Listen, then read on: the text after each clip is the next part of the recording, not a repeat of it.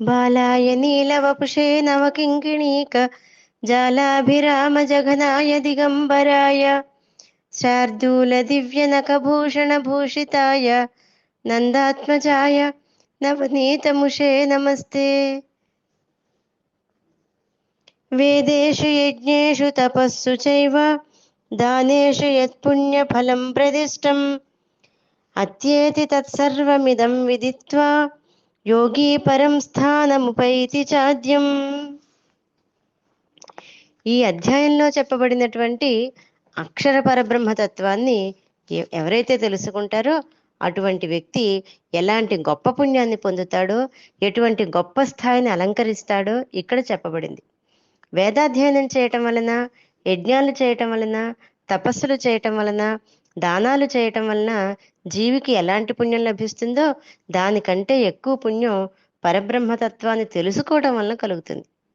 యజ్ఞాలను చేయటం, తపస్సులు మొదలగు వాటి వలన ఎంతో కొంత పుణ్యం లభిస్తూనే ఉంటుంది. కానీ పరమాత్మను ధ్యానించేటువంటి యోగి వాటిని అన్నింటినీ దాటేసి అనంత పుణ్యాన్ని పొందుతున్నాడు. చిన్న చిన్న పుణ్యాలన్నీ కూడా పుణ్యఫలం అనుభవించిన తర్వాత పోతుంది. కానీ బ్రహ్మానుభూతి వలన కలిగే పుణ్యం అనంతమైనది. అది ఏ కాలంలోనూ నశించదు.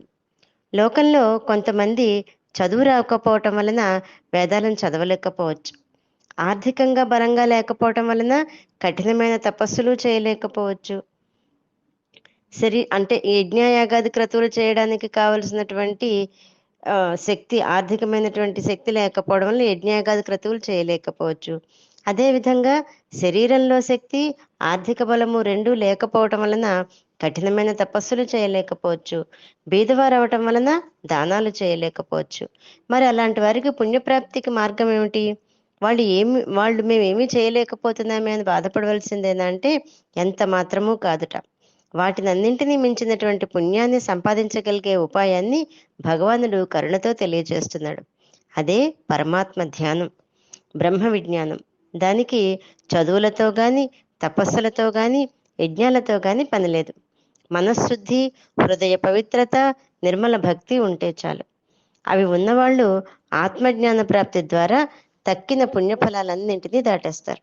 కావున ఈ శ్లోకం ద్వారా వేదాలు, యజ్ఞాలు, తపస్సులు, దానాలు వీటన్నిటికంటే బ్రహ్మజ్ఞానం, ఆత్మానుభవం శ్రేష్టమైందని తెలుస్తోంది.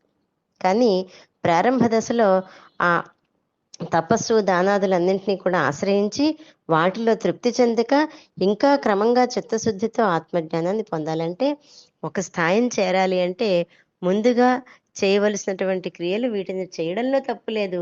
ఒకవేళ చేయలేని పరిస్థితిలో ఉన్నప్పుడు కూడా పరమాత్మని పొందడం ఏమీ కష్టం కాదు అని శ్రీకృష్ణ పరమాత్మ తెలియజేస్తున్నాడు. జై గురుదత్త.